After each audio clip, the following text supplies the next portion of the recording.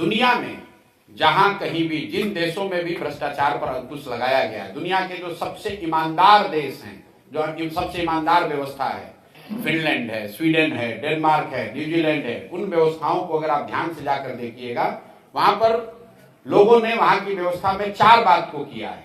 पहला बात, लोगों ने ईमानदार प्रत्याशियों को चुनकर भेजा है। दूसरी बात, बहुत बड़े पैमाने पर सरकारों ने सत्ता और संसाधन का विकेंद्रीकरण किया है।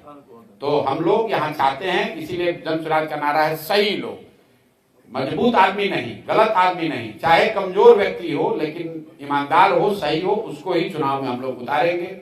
दूसरी बात, अगर जन सुराज की सरकार बनती है तो बड़े पैमाने पर सत्ता और संसाधन का विकेंद्रीकरण होगा। कम से कम 1/3 विकास की राशि पंचायती राज व्यवस्था के चुने हुए प्रतिनिधियों के जरिए खर्च की जाए। तीसरी बात, जन भागीदारी, जो भी योजना बनती है उसमें जनता को पता तो चले कि उनका अधिकार क्या है। और चौथा जो उसका पिलर है, बड़े पैमाने पर टेक्नोलॉजी का प्रयोग। जैसे आप देखिए, सरकार यहाँ जबरदस्ती स्मार्ट मीटर लगा रही है बिजली का।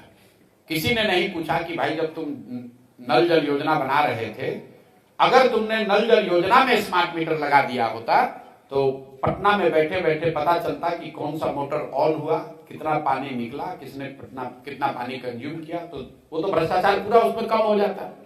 अभी सरकार को पता ही नहीं कि कितना नल जल योजना कब चल रही है कि नहीं चल रही है।